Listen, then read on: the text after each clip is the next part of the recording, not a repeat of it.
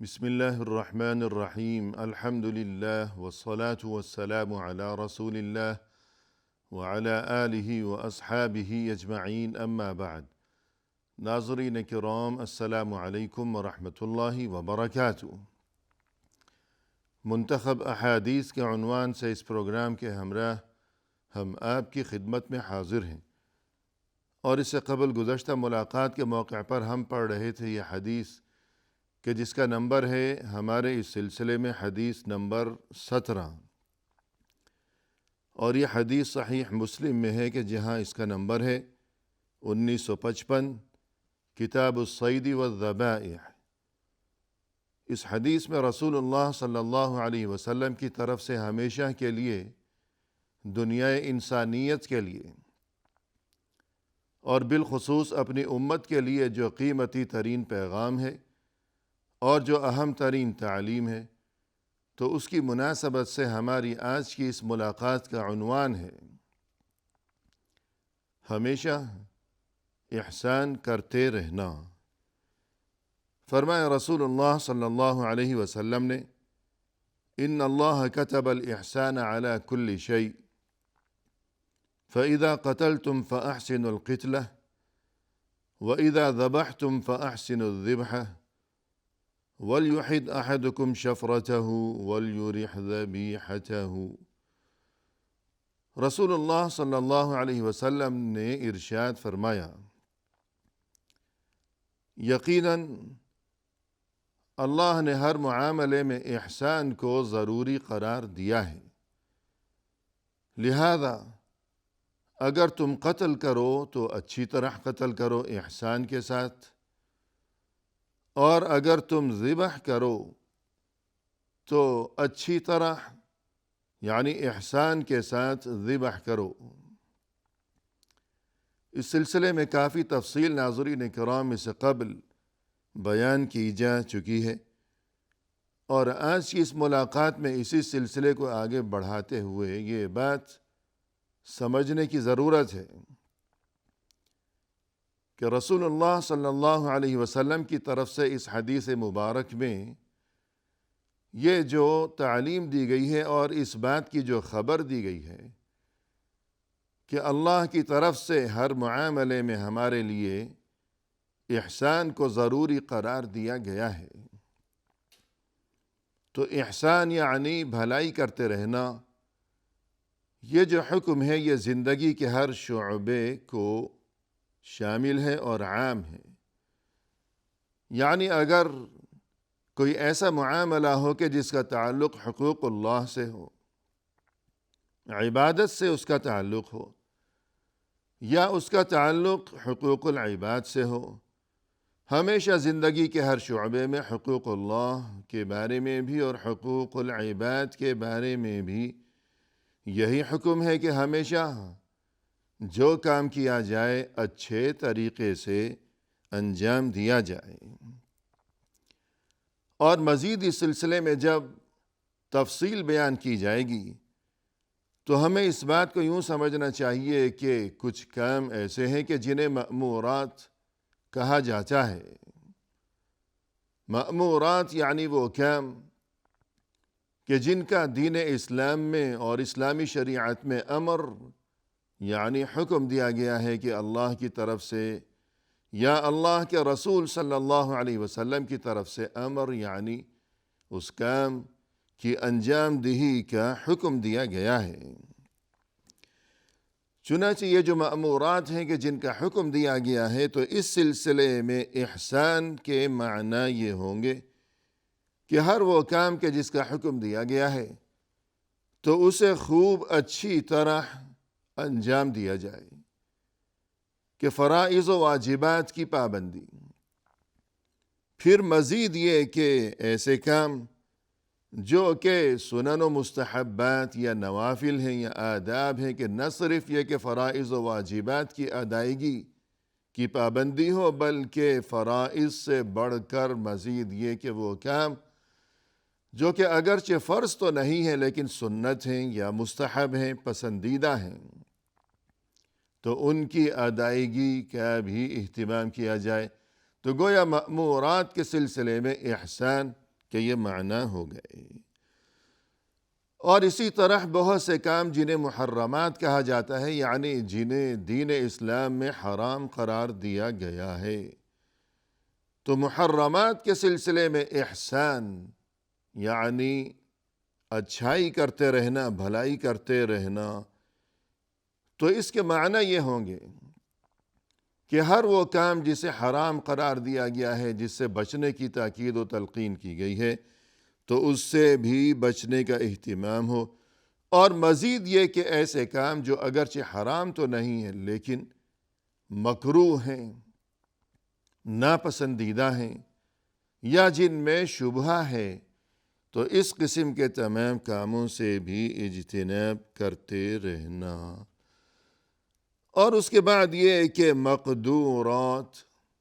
یعنی اللہ کی بنائی ہوئی تقدیر سے متعلق جو معاملات ہیں، کہ زندگی کے اس سفر میں بسا اوقات انسان کو ایسے حالات کا سامنا کرنا پڑتا ہے کہ جو ناگواری کا اور پریشانی کا سبب بنا کرتے ہیں، تو یوں اللہ کی طرف سے تقدیر کے خیر و شر جو کچھ بھی ہے، نفع نقصان، کبھی انسان کے لیے ہنسی ہے اور کبھی غم ہے، کبھی خوشی ہے، کبھی سایہ ہے اور کبھی یہ کہ اس کے لیے دھوپ ہے، تو یوں پریشانی کے مواقع پر راضی برضا رہنا، شکوہ و شکایت سے بچتے رہنا، تو یوں مقدورات یعنی اللہ کی بنائی ہوئی تقدیر کے باب میں احسان کہ یہ معنی ہوں گے کہ پریشانیوں کے موقع پر انسان کو راضی برضا رہنا چاہیے۔ اور اسی طرح جو اللہ کی مخلوق ہیں، اللہ کے بندے ہیں یا دیگر مخلوقات ہیں، تو ان کے ساتھ احسان کا جب تذکرہ ہوگا تو اس کے معنی یہ ہوں گے کہ ہر ایک کے ساتھ حسن اخلاق سے پیش آنا، بد اخلاقی سے بچتے رہنا،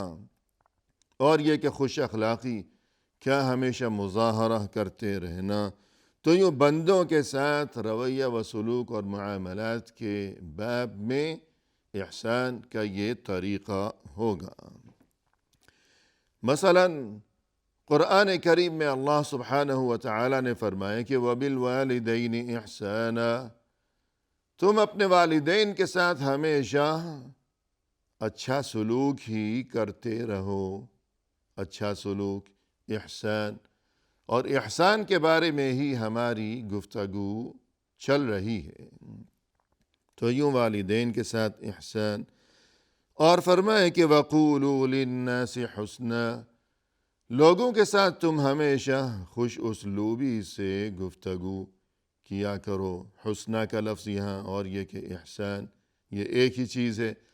تو اللہ کے بندوں کے ساتھ، اللہ کی مخلوقات کے ساتھ احسان کی شکل یہ ہوگی، اور احسان کا جو حکم دیا گیا ہے اس کی تعمیل یوں کی جائے گی کہ سبھی کے ساتھ ہمارے جو معاملات ہوں اور ہمارا جو رویہ و سلوک ہو وہ حسن اخلاق پر مبنی ہوا کرے۔ اسی سلسلے کو آگے بڑھاتے ہوئے رسول اللہ صلی اللہ علیہ وسلم کی طرف سے یہ جو اہم ترین تعلیم ہے اور یہ جو اہم ترین حدیث ہے، تو اس کا جو بقیہ حصہ ہے، اس میں رسول اللہ صلی اللہ علیہ وسلم نے فرمایا کہ اذا قتلتم فاحسنوا القتلہ، جب تم کسی کو قتل کرو تو احسان کے ساتھ قتل کرو، یعنی جب احسان کا حکم دیا گیا ہے تو زندگی کے ہر شعبے میں اس حکم کا نفاذ ضروری ہوگا، اس حکم کو نافذ کیا جائے گا ہر معاملے میں، یہاں تک کہ اگر کسی کو قتل کرنا مقصود ہو، جان لینے کی نوبت آئی ہو، تو ایسے میں بھی ہمیں حکم یہ دیا گیا ہے کہ اس معاملے میں بھی احسان سے کام لیا جائے، یعنی قتل کرنے کا جو طریقہ ہے تو وہ طریقہ اچھا ہونا چاہیے، مناسب ہونا چاہیے۔ کہ فرض کیجئے کہ کوئی جانور ہے موذی قسم کا جانور ہے، اور انسان نے یہ سوچا کہ اسے تو مار دینا چاہیے کہ یہ تو پریشان کرتا ہے مجھے، تو جانور کو اگر مارنا مقصود ہے تو بجائے اس کے کہ بلا وجہ اسے کھیل تماشا بنایا جائے اور ضرورت سے زیادہ اسے کوئی تکلیف پہنچائی جائے، تو ایسا کرنے کی بجائے انسان کو چاہیے کہ کوئی ایسا طریقہ اختیار کرے کہ جلد از جلد اور یہ کہ بسہولت اس کی جان نکل جائے۔ اور اگر اسی طرح کسی انسان کو سزائے موت دینا مقصود ہو کہ اگر اس نے کوئی ایسی غلطی، کوئی ایسا جرم کیا ہے کہ مثلا رسول اللہ صلی اللہ علیہ وسلم نے یہ ارشاد فرمایا کہ لا يحل دم امرئ مسلم يشهد ان لا الہ الا اللہ وانی رسول اللہ الا باحدى ثلاث الثیب الزانی والنفس بالنفس والتارک لدینہ۔ فرمایا رسول اللہ صلی اللہ علیہ وسلم نے کہ مسلمان جو کہ اس بات کی گواہی دیتا ہو کہ لا الہ الا اللہ محمد الرسول اللہ، تو ہرگز کسی صورت اس کی جان لینا جائز نہیں ہے، اس کی ہرگز اجازت نہیں ہے۔ ہاں البتہ 3 کام ایسے ہیں، 3 جرائم ایسے ہیں کہ اگر ان 3 جرائم میں سے کسی مسلمان نے کسی جرم کا ارتکاب کیا ہو تب اسے سزائے موت دی جائے گی کہ یہی اسلامی شریعت کا حکم ہے۔ اور وہ 3 جرائم یہ ہیں کہ الثیب الزانی، یعنی شادی شدہ انسان ہو پھر اس نے زنا کا ارتکاب کیا ہو، اور دوسرا جرم یہ کہ والنفس بالنفس، یعنی جان کے بدلے جان، کسی بے گناہ کو اس نے قتل کر ڈالا ہو تو اسے بھی قتل کیا جائے گا بدلے میں قصاص کے طور پر۔ اور تیسرا یہ کہ والتارک لدینہ المفارق للجماعہ، کہ مسلمان جو کہ مرتد ہو گیا ہو دین اسلام اور دین برحق سے وہ پھر گیا ہو۔ الغرض یوں جب سزا دینا مقصود ہو کہ مثلا سزائے موت، تو اس موقع پر بھی آپ صلی اللہ علیہ وسلم نے احسان کی تعلیم دی ہے، اور یوں احسان ایسے مواقع پر اسی شکل میں کیا جائے گا کہ اسے جو سزائے موت دی جانی مقصود ہے تو کوئی ایسا طریقہ اختیار کیا جائے کہ جس سے اس کی جان بسہولت نکل جائے، نہ یہ کہ اسے بلا وجہ پریشان کیا جائے اور یہ کہ تڑپا کر اسے مارا جائے۔ اور مزید یہ کہ اسی سلسلے میں ایک مثال کہ گزشتہ ادوار میں اور بالخصوص یہ کہ رسول اللہ صلی اللہ علیہ وسلم کے مبارک زمانے میں جب کسی غزوے کی کسی جنگ کی نوبت آیا کرتی تھی تو ایسے میں آپ صلی اللہ علیہ وسلم نہایت تاکید کے ساتھ اس بات کا حکم دیا کرتے تھے کہ مسلح نہ کیا جائے، یعنی دشمن کے جو سپاہی میدان میں مارے گئے ہیں تو پھر ان کے ساتھ مذاق کرنا، اور یہ کہ بے حرمتی، لاش کی بے حرمتی، کہ اس زمانے میں جیسے رواج تھا کہ دشمن کے ہاتھ پاؤں ناک کان وغیرہ وہ کاٹ دیا کرتے تھے، تو ایسا کرنے سے منع فرمایا کہ جب جان لینا مقصود ہے تو اس سلسلے میں بھی ہمیں حکم یہ دیا گیا ہے کہ احسان کا راستہ اپنایا جائے۔ اور اس کے بعد فرمایا رسول اللہ صلی اللہ علیہ وسلم نے اسی حدیث میں کہ وَإِذَا ذَبَحْتُمْ فَأَحْسِنُوا الذِّبْحَ وَلْيُحِدْ أَحَدُكُمْ شَفْرَتَهُ وَلْيُرِحْ ذَبِيحَتَهُ،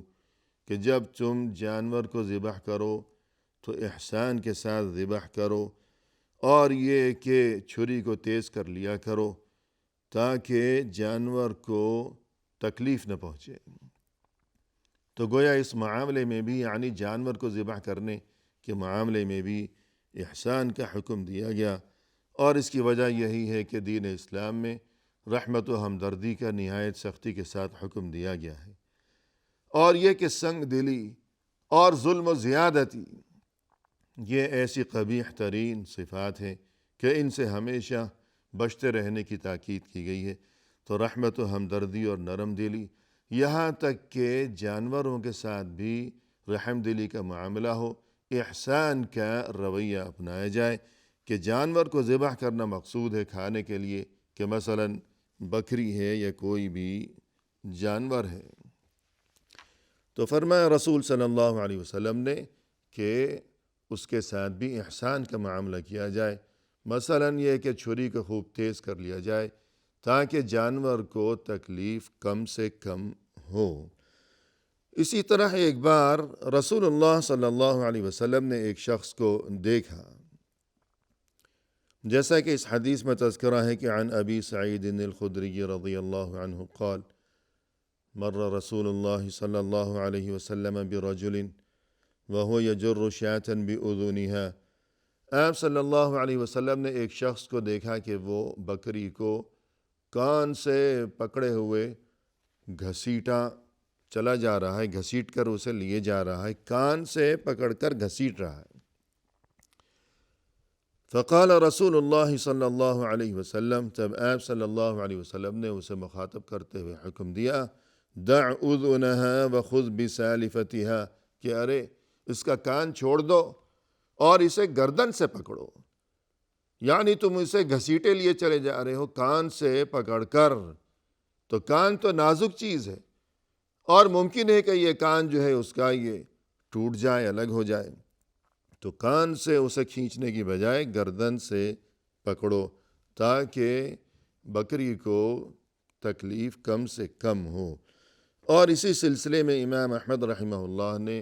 فرمایا، یعنی رسول اللہ صلی اللہ علیہ وسلم کی طرف سے مویشی کے ساتھ، جانور کے ساتھ جو احسان کا حکم دیا گیا ہے، تو اسی سلسلے میں مزید تفصیل بیان کرتے ہوئے امام احمد بن حنبل رحمہ اللہ نے فرمایا کہ تقاد الی الذبح قودا رفیقا، کہ آپ صلی اللہ علیہ وسلم کی یہ جو تعلیمات ہیں جانور کے ساتھ احسان کی تاکید کے سلسلے میں، تو اس میں یہ بات بھی شامل ہے کہ جانور کو اگر ذبح کرنا مقصود ہو تو اسے ذبح کرنے کے لیے جب لے جائیں وہاں مذبح کی جانب تو نرمی سے لے جائیں، وَتُوَارَ السِّكِّينُ عَنْهَا، اور یہ کہ چھری کو اس سے چھپا کر رکھیں، وَلَا تُظْهَرْ السِّكِّينُ إِلَّا عِنْدَ الذَّبْحِ،